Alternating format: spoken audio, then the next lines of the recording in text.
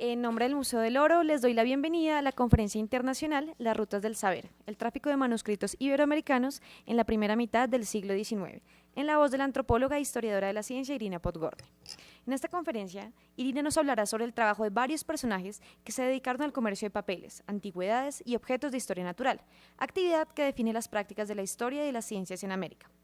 Irina Podgorny es antropóloga y doctora en Ciencias Naturales de la Universidad Nacional de La Plata, Argentina, y especialista en Historia de la Ciencia. Ha sido directora del Archivo Histórico del Museo de la Universidad de La Plata, donde ha adelantado importantes proyectos de organización, gestión y recuperación de la memoria histórica de la institución. Ha sido profesora de la Universidad de Quilmes, de la Universidad de Itella en Argentina e invitada como profesora de la Escuela de Altos Estudios de Ciencias Sociales de París, la Universidad de Toulouse y la Universidad de Columbia.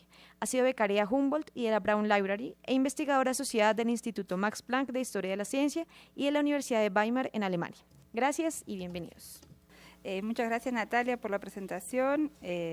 Gracias a Héctor García Botero por todas las gestiones para que pudiera estar acá, al Museo del Oro y al Banco de la República por esta gentil invitación para estar en Bogotá. La charla de hoy en realidad es un trabajo que yo hice hace un par de años y que vuelvo a repetir aquí en función del interés también del museo y del banco por el tema de los archivos y qué hacer con los papeles y documentos que las instituciones guardan. Como contó Natalia, me voy a referir a un momento histórico que es la ruptura del orden colonial en América y qué pasa con los papeles producidos por los cuerpos técnicos coloniales una vez que el imperio español se rompe y empiezan a surgir las nuevas entidades políticas americanas. En la historiografía de la arqueología americana, frecuentemente se afirma que los métodos de investigación del siglo XX están marcados sea por una tendencia filológica o por una naturalista. Mientras la primera caracterizaría el quehacer de los llamados sabios de gabinete, ligados al espacio del escritorio y de la biblioteca, la segunda surgiría de los viajes y de las observaciones en el campo. Ese esquema implica también el triunfo de los segundos, para quienes la pesquisa a través de los documentos se transformaría en una etapa ligada al pasado de la disciplina. En esta conferencia voy a decir que esta manera de acercarse a la historia oculta en realidad las prácticas y los actores reales de la investigación decimonónica, es decir, esas rutinas y protocolos de los funcionarios, ingenieros, geógrafos, tipógrafos, diplomáticos y comerciantes, que son a la vez las que van a modelar el trabajo de quienes se interesaron por el pasado local.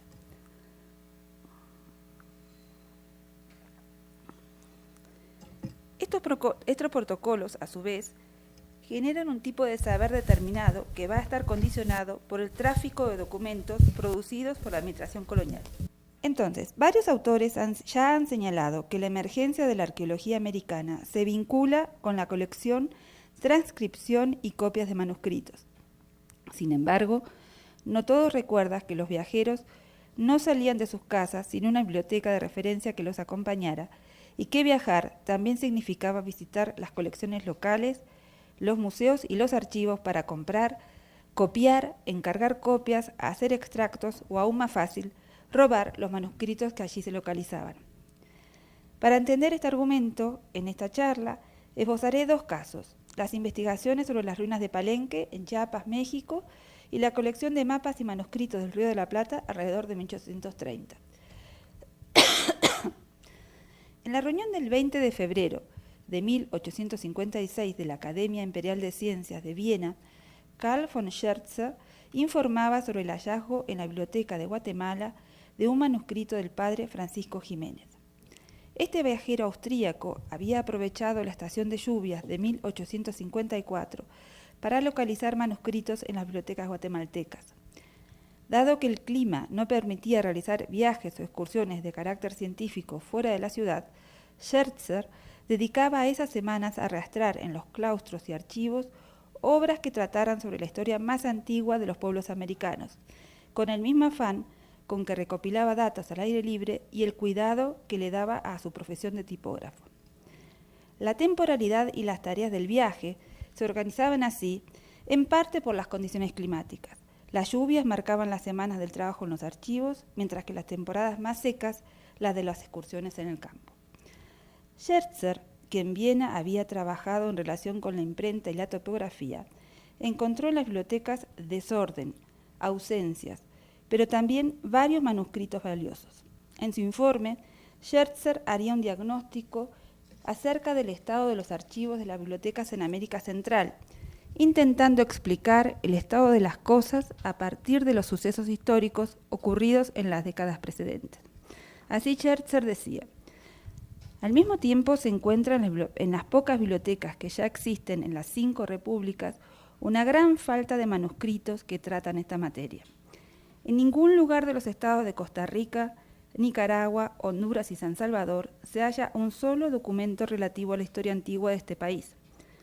Esta falta completa de escritos no se puede explicar de otra manera sino por el estrago de las diversas revoluciones que las repúblicas de Centroamérica han experimentado desde su separación de la metrópoli en 1823, en las cuales un gran número de documentos importantes fueron perdidos o sacados del país.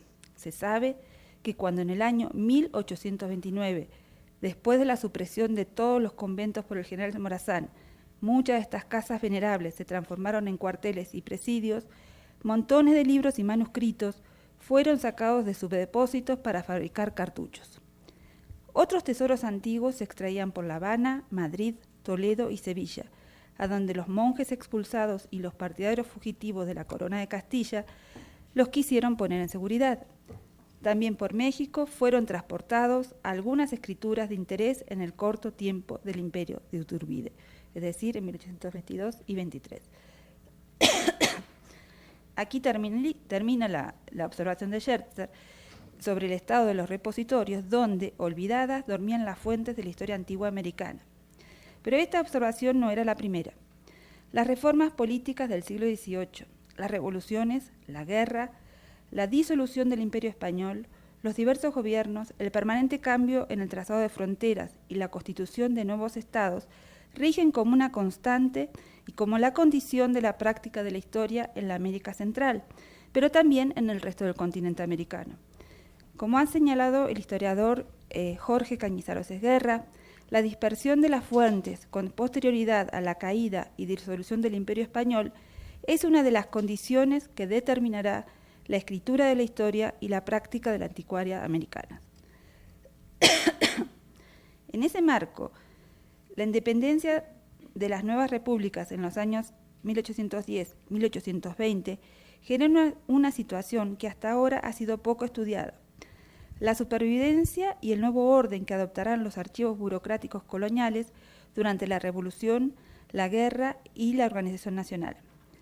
Si se considera que sin burocracia no se puede gobernar, los archivos administrativos americanos de los primeros años del siglo XIX constituyen un objeto muy concreto en el cual se puede estudiar la transformación de la burocracia del régimen colonial en la burocracia de las nuevas naciones. Como es sabido, los legajos coloniales se almacenaban no solamente en Sevilla, sino también en las diferentes oficinas del gobierno local, como las intendencias, capitanías o tribunales de cuentas. El gobierno colonial representó una empresa de enormes dimensiones en lo que respecta a la producción de papeles, de manuscritos originales y copias que debían alimentar los diferentes niveles de la burocracia española. Normalmente, según las reglas de la administración, cada informe debía hacerse en triplicado, pero abundan los casos donde los expertos a cargo de dichos informes conservaban una copia para ellos. En esos años de reforma administrativa y política, el traslado de la documentación de su depósito original a otros repositorios o con destino desconocido se transformó en un hecho bastante frecuente. Pero hay que tener en cuenta también que muchos funcionarios de la corona permanecieron en América. Los médicos del potromedicato, los llamados curas ilustrados, los pilotos, los ingenieros geógrafos del Real Cuerpo de Ingenieros Militares o simplemente aquellos empleados, es decir, aquellas personas que como trabajo producían y guardaban papeles y legajos, se transformaron, según la infeliz expresión del historiador Jorge Hellman, en funcionarios en busca de Estado. En el interín, sin Estado, sin príncipe, muchos de los legajos coloniales o sus copias empezaron a ser considerados y conservados como propiedad particular. Al mismo tiempo, los nuevos gobiernos reclutaban en Europa un nuevo cuerpo técnico, supuestos funcionarios que al llegar a la ciudad de destino muchas veces se encontraban con una situación política y un gobierno diferente a los que los habían contratado. Esta situación se repitió indefinidas veces y así, por ejemplo, las obligaciones contraídas hacia personajes como Pedro de Ángeles, llegado a Buenos Aires en 1827, serían ignoradas por los nuevos gobiernos que estos personajes encontraban. Supongo que en Colombia hay casos, o en Ecuador, hay casos bastante similares. Estos nuevos inmigrados y los viejos funcionarios compartirían la larga búsqueda de un Estado que los cobijara como cuerpo letrado de su administración. Sea como aliados o como competencia, ambos grupos trataron de sobrevivir en América gracias a su saber. Los recién llegados rápidamente descubrieron que los antiguos funcionarios o sus herederos conservaban colecciones de objetos, mapas y manuscritos que en Europa habían adquirido un alto valor comercial, dado el alto interés que generaban desde el punto de vista científico. Así, en el Río de la Plata, por ejemplo, los sacerdotes Saturnino Segurola, Bartolomé Doroteo Muñoz y Dámaso Antonio Larrañaga, con el objetivo de establecer nuevas clasificaciones de la naturaleza local y el aprovechamiento de la misma, empezaron a coleccionar manuscritos coloniales, objetos de historia natural e instrumentos científicos, además de amasar colecciones bibliográficas de considerable importancia.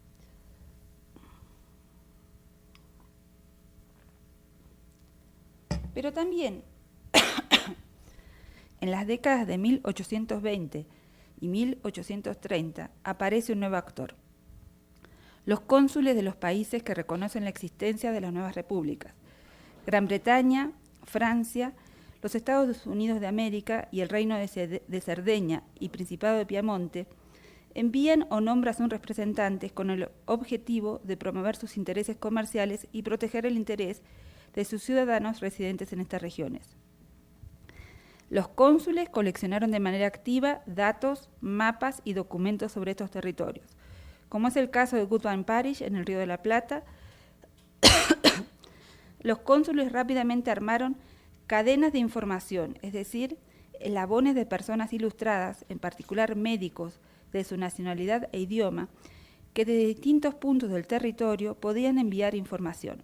A través de estas cadenas circularon los manuscritos encontrados en los archivos locales, así como objetos, observaciones y las rutas de navegación de los ríos, los caminos a través de la selva, las pampas o los desiertos. Articuladas también con las redes de tráficos de mercancías, es decir, a través del comercio, a través de estas cadenas los cónsules alimentaron sus arcas y los naturalistas viajeros como Darwin, Alcide d'Orbigny o Friedrich Sello pudieron enterarse del paradero de las colecciones locales, los mapas, los minerales, los fósiles, las ruinas, los animales y las plantas. Los diversos actores de estos grupos, viajeros, sabios locales, funcionarios de los cuerpos técnicos coloniales, cónsules o comerciantes, intercambiaron datos y cosas entre ellos en forma de transacciones comerciales, regalos de cortesía o presentes diplomáticos. Y así, frecuentemente, las copias y originales de los manuscritos coloniales fueron enviados a Europa para terminar en los repositorios o colecciones privadas de Londres y París. Como escenario, aparece disponible un corpus de documentos elaborados por el Real Cuerpo de Ingenieros Militares o los funcionarios españoles, mantenidos como información confidencial de la administración colonial, que después de la independencia van a perder este carácter, es decir, ese carácter secreto, a raíz de la labilidad de los nuevos gobiernos y la imposibilidad de controlarlos. Paradójicamente, en ese descontrol, se los va a considerar nuevos descubrimientos y se usarán como evidencia de la oscura voluntad con la que España había regido sus colonias. Las copias de mapas y manuscritos, y también sus originales, se transformaron en una mercancía más, que dependiendo de su originalidad y rareza, alcanzaría un alto valor monetario en Europa. En estas condiciones, los manuscritos se introducen en los círculos eruditos europeos, en las colecciones privadas o en la mesa de los editores. La publicación de estos manuscritos y la circulación de los libros resultantes estimularon la fiebre por buscar, recopilar, vender y publicar otros, y además activaron una nueva red de agentes en América dedicada a estas cuestiones. En las secciones que siguen me referiré al descubrimiento y la circulación de manuscritos sobre las ruinas descubiertas en las cercanías de Palenque, y segundo, a la circulación y publicación en Buenos Aires de documentos realizados en los años del Virreinato del Río de la Plata. En 1800, primero voy a tomar un poco de agua.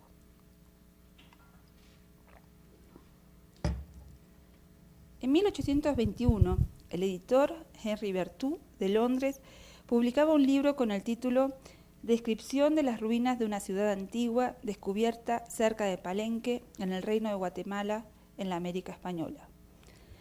Se trataba de la traducción al inglés de un manuscrito escrito en español, encontrado en el archivo de la ciudad de Guatemala por un médico británico, quien a su vez se había encargado de hacerlo llegar hasta Inglaterra.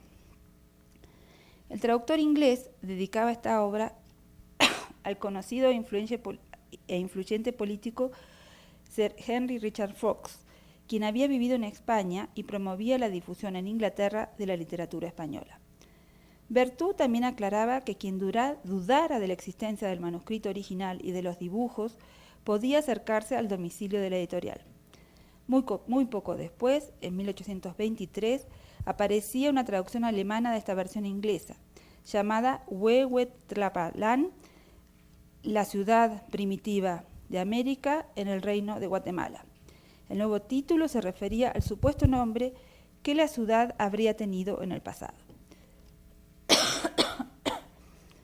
Este escrito, de cuya historia y difusión se han ocupado varios autores, empezaba, en realidad, con el informe oficial del capitán español Antonio del Río, un informe que había enviado al comandante general de Guatemala. Del Río informaba sobre su inspección en mayo de 1787 de las llamadas Casas de Piedras, unas ruinas encontradas en las cercanías de Palenque, según el examen ejecutado siguiendo la Real Orden del 15 de mayo de 1786. Del Río describía la ciudad en base a, en primer lugar, los protocolos de los ingenieros militares para medir y determinar las posibilidades económicas del paisaje y de las instalaciones humanas, y segundo, siguiendo las instrucciones de Juan Bautista Muñoz, el cosmógrafo general de Indias, quien estaba coleccionando los materiales para una historia general de América. Juan Bautista Muñoz está ligado al establecimiento del Archivo de Indias en Sevilla, para recordar. En ese sentido, el manuscrito de Del Río articulaba el saber de los anticuarios, en la figura de Muñoz, y el de los ingenieros, una articulación que generaría una nueva manera de describir las ruinas, tal como aparece también en los resultados de la Real Expedición Anticuaria en México de 1805-1809. Comandada por Guillermo Dupé, la expedición se dedicó a medir y a transformarlos en planos a las ruinas de Nueva España. Como consecuencia de la muerte de Muñoz en España en el año 1799 y de los acontecimientos políticos de la segunda década del siglo XIX, estos informes permanecieron inéditos, un motivo más para que los ingleses, cuando los publicaron, acentuaran la apatía española respecto de las cosas científicas del Nuevo Mundo. Las reseñas alemanas, por el contrario, señalaban la necesidad y el deseo de nuevas investigaciones en el lugar donde Del Río habría visto las ruinas. Porque lo que planteaba este manuscrito era precisamente decir, con su publicación, si esas ruinas de verdad existían o no. Es decir, llegaban unos documentos hechos en América a fines del siglo XVIII, de lo que nadie había visto con propios ojos, salvo las personas que aparentemente habían hecho esos documentos. Por eso también lo que decía el editor, si alguien dudaba de la existencia tanto de los monumentos, de las ruinas, como del documento, podía pasar por su casa para ver que esos documentos en verdad existían. Pero lo que planteaban también en Alemania era, lo único que tenemos es estos papeles viejos. ¿Qué hay de cierto acerca de la existencia de esto que aparentemente, por otro lado, es tan monumental? Es decir, hay una ruina impresionante, pero de lo único que hay, o el único testimonio que hay de su existencia son unos papeles que aparentemente aparecieron en un archivo en ese camino que antes conté. En efecto, la difusión y circulación de este escrito generó nuevas expediciones y también la búsqueda de nuevos manuscritos. Varios investigadores, entre los que se cuentan Leonardo López Luján, estudiaron las rutas de las 3 libretas y de las 140 láminas que habían resultado de la Real Expedición Anticuaria desde la muerte de Dupé en 1817 y luego de la independencia de México a principios de 1820. En 1824, Latour Allard, un francés de Nueva Orleans, llegaba a México, donde compraría una colección de dibujos coloniales y de objetos antiguos mexicanos y que luego llevaría a Francia con la intención de revenderlos. Hoy en el Congreso de Antropología vimos que esta dinámica de comprar algo con la intención de revender más caro es bastante común, y también es bastante común que esa expectativa no se cumpla, que las cosas se llevan y finalmente no se pueden vender o que tardan en venderse. Ya en junio de 1826, la Revue Encyclopédique intentaba despertar el interés del gobierno francés para que adquiriera dicha colección, y Humboldt sería invocado para acentuar la importancia del asunto. Se trataba en realidad de los dibujos de Luciano Castañeda, el dibujante que acompañó la Real Expedición Anticuaria, y que Castañeda conservaba como parte de su propiedad, y que luego vendió al primero que estuvo dispuesto a pagarlos porque estaba en bancarrota y además pretendía compensar así los honorarios que nunca había recibido. En el marco de la disolución del Virreinato de Nueva España, donde nadie se sentía obligado a responder por contratos establecidos por la administración anterior, Castañeda disponía de los resultados de su trabajo y los vendía a la mejor oferta. Pero no solo Castañeda se aprovechaba de este comercio. Pocos años después, como ha trabajado, por ejemplo, Miruna Agim, en 1828 Isidro Icaza, el primer director del Museo Nacional de México, establecido en 1825, intercambiaba con el francés Henri Barader las copias de los dibujos de Castañeda conservadas en el museo por una colección de pájaros africanos embalsamados. Esta idea que las copias de los dibujos de las ruinas se pudieran usar como un bien de intercambio, también tenía que ver con la posibilidad de establecer en México un museo que reflejara la naturaleza universal, y con la moda de las plumas y las colecciones de habas, parecía igual de valioso una colección de pájaros o de pieles disecadas de pájaros africanos que los dibujos de las ruinas de Palenque hechos en el transcurso de la expedición anticuaria, que además para los mexicanos, es decir, para el director del museo, era algo mucho más fácil de obtener que una colección de pájaros de un continente diferente. Según las investigaciones antes citadas, Latour Allard trató de vender la colección en París y ante la falta de respuesta también en Londres y en Berlín. El precio pedido parecía demasiado alto y ningún gobierno quería invertir esa suma en cosas de dudosa estética y existencia. Los dibujos finalmente, sí, porque además, como es costumbre y lo sabrá la gente que trabaja en los museos, es muy común que a los museos lleguen cosas que además están falsificadas. Y el tráfico de objetos, papeles, documentos falsificados era tan común a principios del siglo XIX como lo fue después, y no sé si no lo sigue siendo. Los dibujos finalmente fueron adquiridos por Agostino Aclio, un dibujante de origen italiano contratado por un lord inglés que intentaba publicó una gran compilación de dibujos de antigüedades mexicanas para demostrar los contactos que habrían existido entre las civilizaciones del Nuevo y del Viejo Mundo. Finalmente, años más tarde, los objetos de la colección de Latour Allard serían comprados por un coleccionista de París, y recién en 1849 el gobierno los adquiriría para el Museo del Louvre. La publicación de Antiquities of Mexico del Lord Inglés en Londres y las Antiquités Mexicaines de Barader en 1834, la publicación inglesa es una publicación que se hace entre 1831 y 1848, hicieron que estos dibujos, realizados por encargo de la administración colonial, se expandieran entre los anticuarios de ambos lados del Atlántico. Así, mientras los objetos quedaban anclados en París en una colección difícil de vender, los dibujos continuaban su circulación en las bibliotecas y, de esa forma, regresaban a América para seguir alimentando la búsqueda de ruinas, antigüedades, planos, láminas y manuscritos.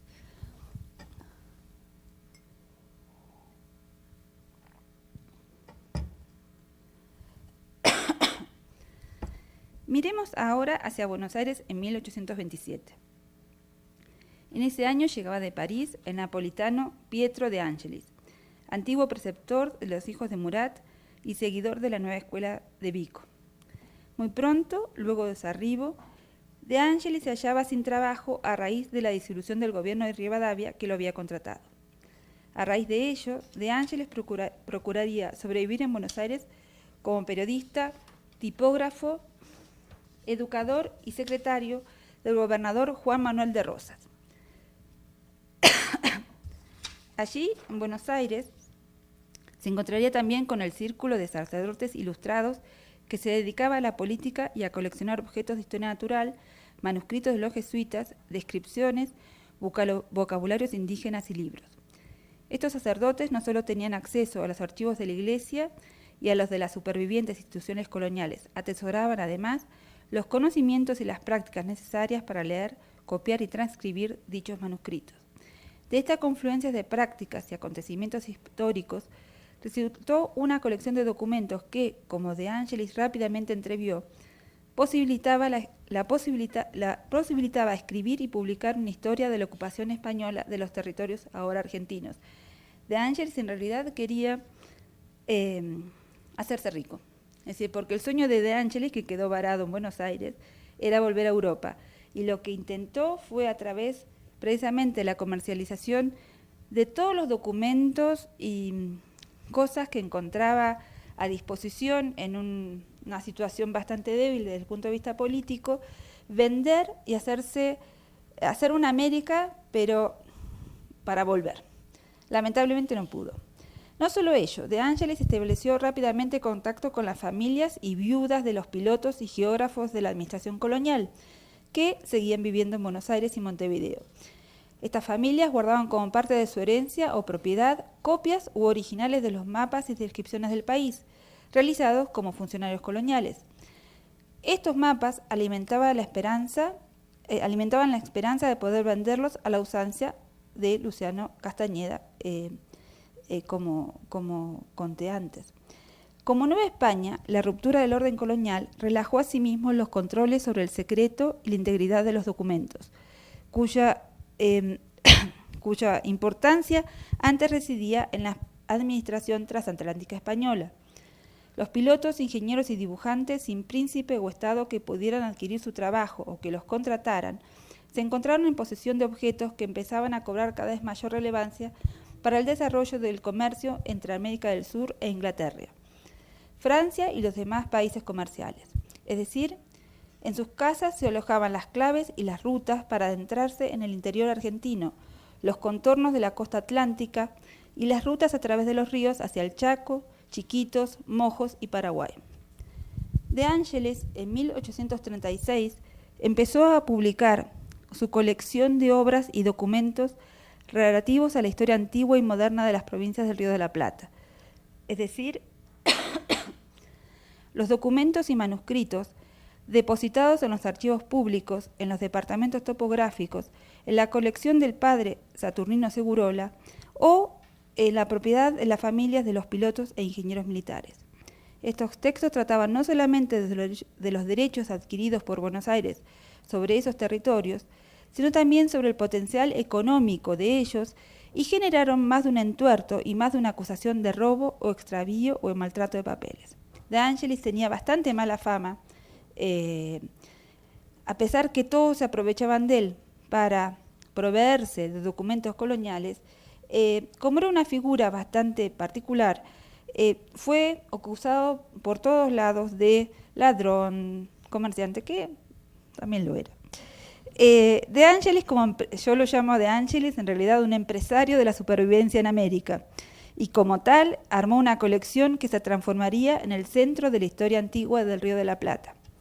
En particular, el cónsul británico Goodwin Parish se interesó por el trabajo de Angelis como editor de documentos coloniales.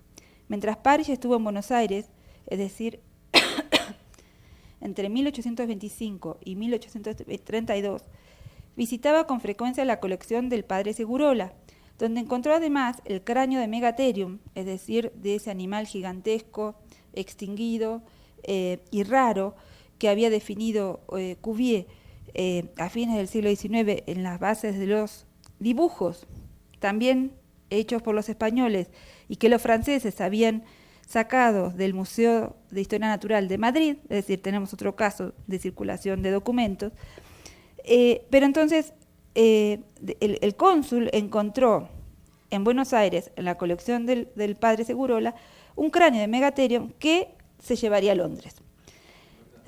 El verdadero cráneo. Es decir, porque Madrid, además, era el único lugar donde existía el esqueleto de semejante alemán. El único esqueleto conocido en Europa desde fines del siglo XVIII hasta esta época era el esqueleto de Madrid, que Madrid lo tenía cerrado en una caja de cristal, no lo dejaba copiar, no lo dejaba observar, y era la prenda querida y requerida por todas las colecciones europeas, desesperadas por, lo mismo que con Palenque, por saber si era una falsificación, si había existido y cómo era en realidad. Entonces los ingleses llegaban, el cónsul inglés llegaba con instrucciones no solo de buscar documentos, sino también de ver si era posible completar esas colecciones para completar o para competir con las existentes en Madrid. Parish encontró además en la casa de Segurola una valiosa colección de manuscritos, la misma a la que accedía el secretario del gobernador, es decir, De Angelis. De Angelis permaneció por muchos años en contacto comercial con Parish y con los ingleses. Su oferta empezó a incluir las cosas más diversas, desde un recado a monetarios de monedas antiguas que él había traído desde Europa, y llegando los huesos de animales fósiles de las pampas y las corazas de un monstruo antediluviano. Un lugar destacado en ese tráfico lo ocupaban los manuscritos, libros e informaciones de las provincias del Plata. A través del cónsul, De Angelis intercambiaría cartas con el Real Colegio de Cirujanos y con los anatomistas ingleses más importantes de la época, incluyendo a William Clift y a Richard Owen. En retorno recibiría los libros que en Inglaterra se estaban publicando sobre los viajes de Darwin.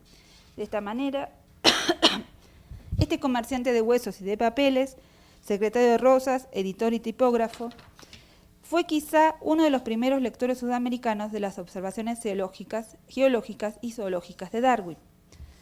Pero De Angelis las leía sobre todo con un interés comercial, es decir, esta lectura de Darwin fue sobre todo para poder clasificar, mirando las imágenes de los huesos que Darwin había llevado desde Sudamérica a Inglaterra y habían sido descritos allí, De Angelis aprendió a clasificar y a distinguir nuevas especies. Pero no tenía ningún interés en dar a conocer nuevas especies con un nombre científico. Él lo que hacía es decir, yo le estoy vendiendo algo que le aseguro que es diferente a lo que usted ya descubrió. Pero a usted se lo vendo sin nombre para que la gloria sea suya. Y de esta manera, el hueso que vendía, o los huesos que vendía, no se vendían como hueso en crudo, se vendían como un hueso preclasificado, con un valor más grande que si hubiese sido crudo. Y es lo que esto lo llamo el carácter transaccional de la ciencia.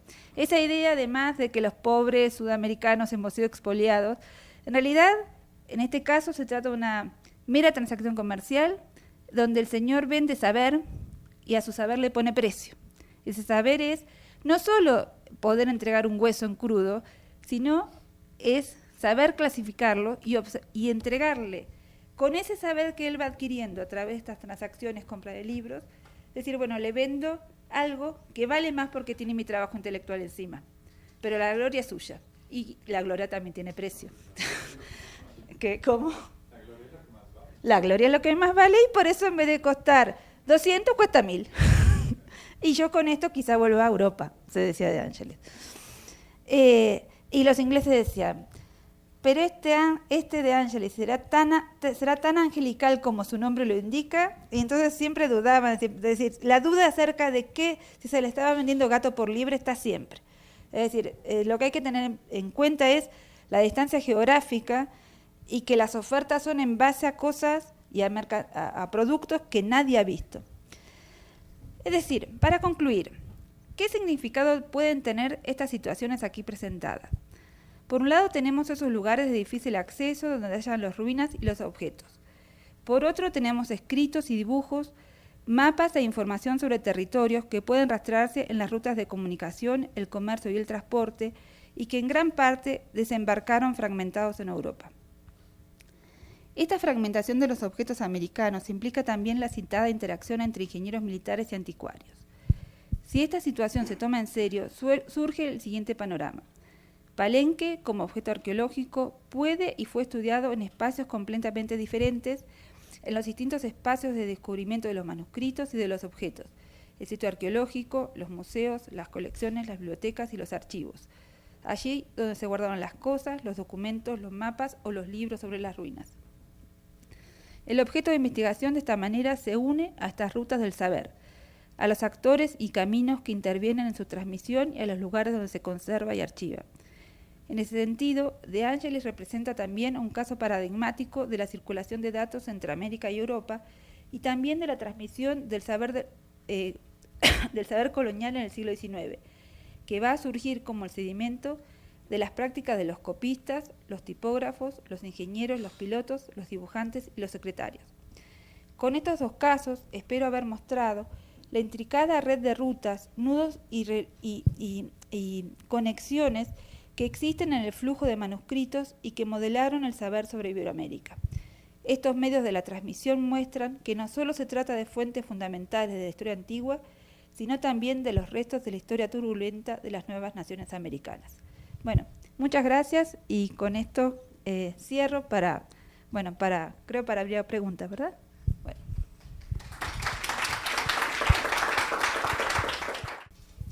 Buenas tardes. Pues yo quisiera preguntar, digamos, desde una perspectiva de cultura material, ¿qué implicaba pues este tráfico y poseer, digamos, el objeto en sí? No sé si me hago entender con la pregunta. Es decir, ¿qué implicaba no solo poseer el conocimiento, sino pues tener bibliotecas llenas de libros propios de, digamos, de América en Europa?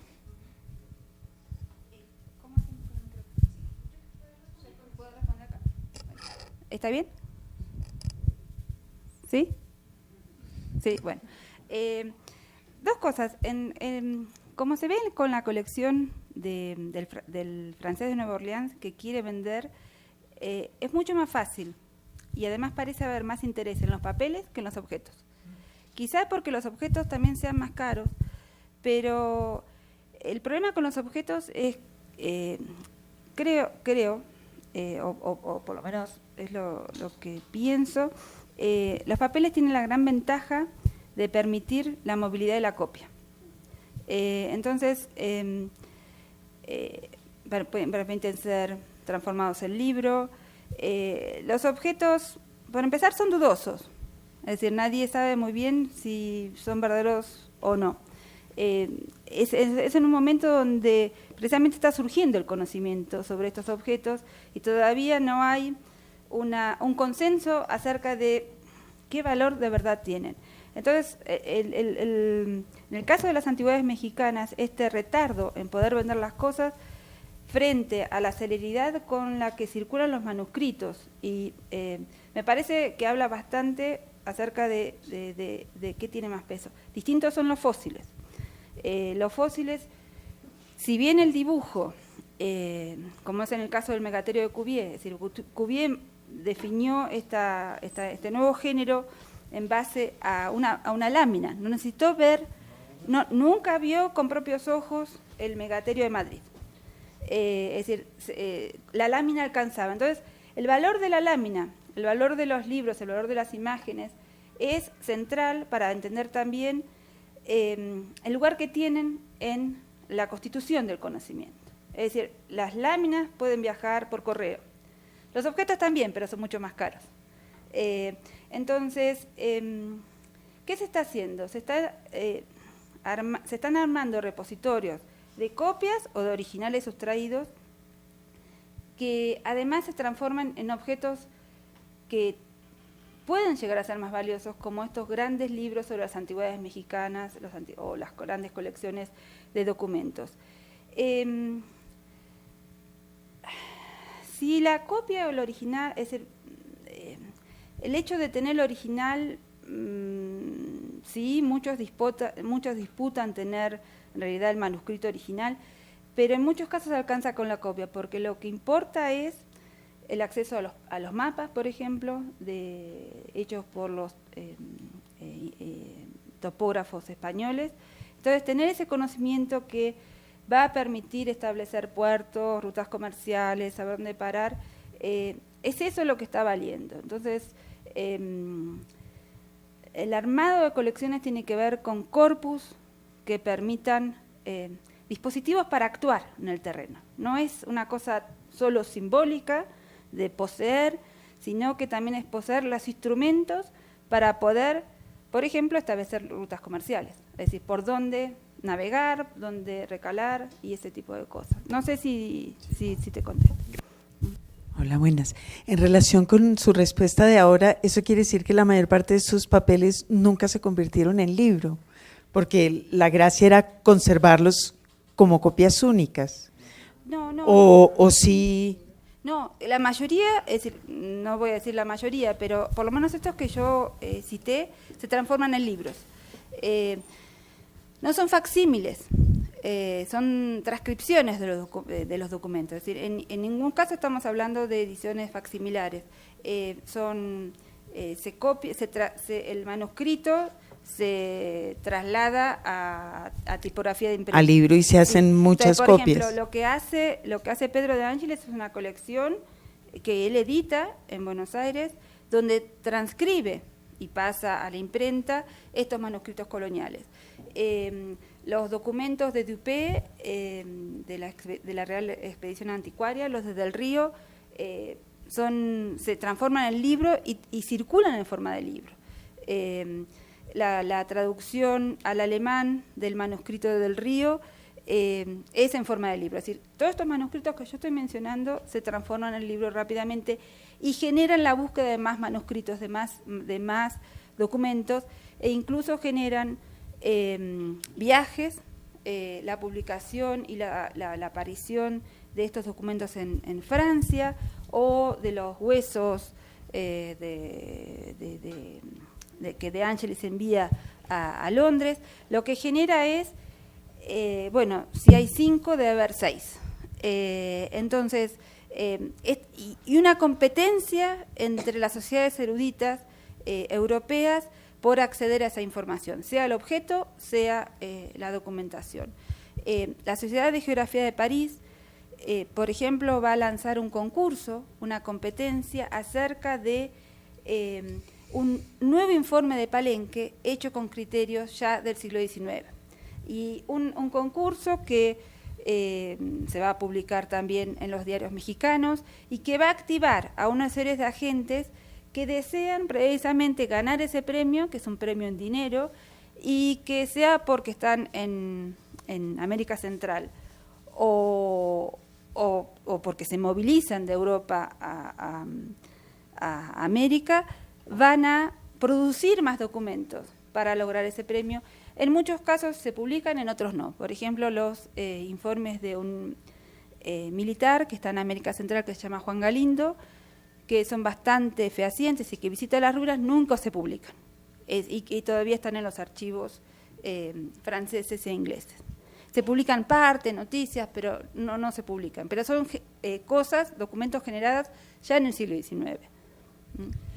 Y esos, copias que se vuelven libros en Europa vuelven a América? Es decir, ¿ahí hay un circuito de circulación de información o es solo en un sentido? Vuelven como libro, y en el caso, por ejemplo, de los huesos de Darwin, es decir, la descripción de los huesos que Darwin colecciona en América del Sur, vuelven como publicación y tienen este efecto. Es decir, De Angelis lo lee y dice, bueno, si los ingleses gastan tanto dinero en publicar sobre estas porquerías, que en la pampa, es decir, uno hace un pozo y sale un pedazo de bestia prehistórica, es decir, y en la pampa los peones los usaban como en la pampa que no tiene piedras, los huesos grandes estos eran usados para armar el fogón, donde cocinar el asado, el churrasco, poner la pava del mate.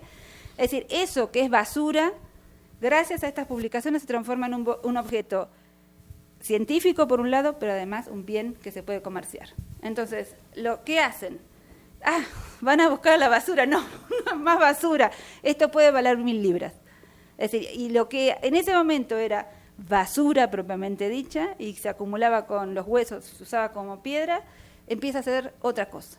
Entonces, es en esa vuelta lo que es mera naturaleza, aquello que era una piedra que uno metía en la casa como dintel, no, esto lo puedo vender, esto que está en el jardín sosteniendo una pared, lo saco que la pared se caiga porque con lo que lo puedo vender quizá me pueda hacer una casa más grande.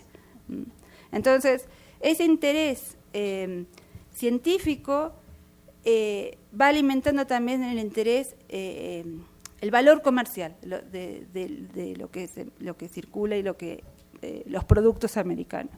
Y también los manuscritos, ¿no? Hablando de los objetos, finalmente, bueno, uno entiende que los objetos, como decías ahora, ¿no? Como que la piedra que me tranca la puerta me puede servir para vender. ¿Cuál es la situación entonces del conocimiento científico como tal? Es decir, no lo hacemos nosotros, digamos, como latinoamericanos, ya que la historia siempre es como muy igual en toda esta parte del continente. ¿Qué pasa con este conocimiento científico como valor realmente científico? Es decir, si tenemos teorías y si pueden ser compartidas por medio de textos, si te pueden viajar a Europa y tienen todo este circuito, o simplemente nos quedamos como en el sacar de la piedra y ya está. A ver, estamos hablando de momentos donde estas disciplinas prácticamente no existen y tampoco existen en Europa, es decir, la consolidación del conocimiento sobre estas cosas,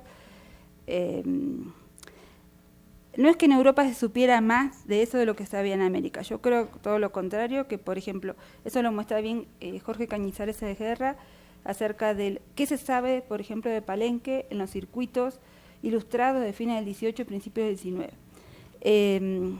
Y precisamente son este tipo de textos, es decir, incluso producción que los mismos sacerdotes ilustrados o que los mismos cuerpos técnicos coloniales están produciendo, los que se van a incorporar a las ciencias del 19. El problema está en que el orden que se establece, es decir, los patriotas de la independencia, los ingleses, y los ingleses sobre todo, adoptan el tópico de España nos ha dejado en la más absoluta oscuridad. Y niegan de esa manera toda esa producción que se venía dando en la América española desde el siglo XVIII. ¿Qué pasa? Es decir, por ejemplo, los sacerdotes ilustrados que continúan en el Río de la Plata, estos que yo nombré, Larrañaga, Segurola, no publican. Larrañaga tiene muchísimos manuscritos que él hace, descripciones del mundo natural, dibujos, porque además estos sacerdotes invierten su propio dinero en comprar libros de historia natural y producen conocimiento. ¿Qué pasa? Larrañaga tiene un pequeño museo en su casa, por donde pasan todos los viajeros que están recorriendo el sur del Brasil y el Río de la Plata. Los franceses, los ingleses, los prusianos. Y Larrañaga los invita y discute con ellos sobre lo que él piensa que son esas cosas que encuentran. Por ejemplo, que el megaterio que es una suerte de perezoso gigante, sin caparazón, que el magaterio era un animal acorazado. Y esa idea que Larrañaga solo escribe en cartas o comenta, es decir que comenta con sus visitantes, empieza a circular porque el francés, que es Auguste Hilaire, le avisa a Cuvier, Sellow, que el prusiano, avisa al Museo de Berlín, y a través de los ingleses llega también a Inglaterra la idea, y en las obras que se publican en Europa en esa época, el padre Larrañaga, aunque no publica nada, aparece como el autor de esa idea. Es decir, no es la obra es de Cuvier, pero Cuvier reconoce que esa idea ha llegado a través de un corresponsal francés y que además le pertenece al señor Larrañaga. Mal escrito, lo escribe mal, pero estos personajes aparecen. De Angelis vendió su conocimiento. Entonces, De Angelis aparece como el autor de la colección, pero nunca aparece como el de alguna idea. Entonces, es difícil porque además tenemos que pensar que estamos, por lo menos en el Río de la Plata, situaciones de mucha inestabilidad política, de debilidad institucional. Hay un museo público creado desde 1823, pero que funciona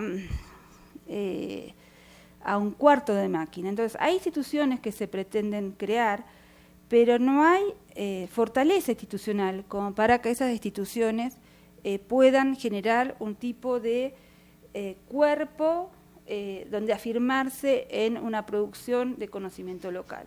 Pero, sin embargo, ese conocimiento se produce. En México el caso es diferente, es decir, además esta gente está pensando, es decir, no pueden establecer un museo, pero si quieren establecer un museo, quieren establecer un museo universal, no quieren establecer un museo de lo local. Es decir, ellos quieren plantarse con museos donde haya muestras del universo. Como se ve el caso de Icaza en México, quiere unos pájaros africanos, en Buenos Aires quiere una colección de minerales franceses y una colección de monedas del mundo antiguo. Entonces, está esa tensión, es decir, me paro, no tengo nada, pero quiero todo. Y en ese quiero todo está la labilidad en la que se encuentran estas repúblicas o lo que fuera, incipientes, que no tienen capacidad de sostener a sus propios técnicos e instituciones. Es decir, esto de contratar técnicos y que los técnicos cuando llegan no tienen trabajo. Es decir, la situación esta, yo lo que encuentro es que hay es decir, esta idea de un funcionario en busca de Estado, eso determina mucho qué se puede hacer y cómo se puede escribir y qué se puede publicar y desde dónde puedo dar a conocer lo que yo hago. Quería saber si en esa época, bueno, como ya se comerciaba con los originales, estaban reguladas las producciones de copias, de manuscritos, de imágenes. ¿Estaban regulados o no? No. ¿Regulados en qué sentido? ¿Regulados por el Estado? No, es decir, primero para darles valor y lo segundo, pues para fortalecer, digamos, o para mantener ese comercio de esos objetos culturales. Reguladas en el sentido de cómo hacerlas, en general se acudía a las destrezas y a las capacidades técnicas de copistas profesionales, gente que sabía escribir, que tenía buena letra y podía transcribir. Si usted me pregunta si estaba regulado el comercio, no. Es decir, este comercio ocurría por los canales más informales, las relaciones personales, la capacidad de acceder a los archivos, la debilidad del guardián del archivo que dejaba pasar o no a determinadas personas o a otras. Es decir, en ese sentido no había regulación. El secreto del archivo español había caído, es es decir, porque toda esta producción de papeles en el momento colonial, tiene que ser entendida en el marco del funcionamiento de los archivos coloniales y de la burocracia española que se rige por el secreto, son sistemas internos del gobierno. Es como si los archivos del banco se abrieran, es decir, los archivos del banco no se dan a conocer, porque son parte del funcionamiento interno del banco. Pueden darse a conocer los archivos históricos, pero el archivo burocrático en español es un archivo del gobierno, es decir, y que además no van a tener semejante cuerpo de ingenieros, de burócratas, para dárselo a las potencias con las que compiten, es decir, no van a estar produciendo todo eso para que lo use Inglaterra. Eso, es decir, por ejemplo, he sabido que los piratas, por ejemplo, una de las cosas que más les interesaba cuando atacaron los barcos eran los papeles. Es decir, los papeles eran un bien preciado en las operaciones de corsarios y piratas.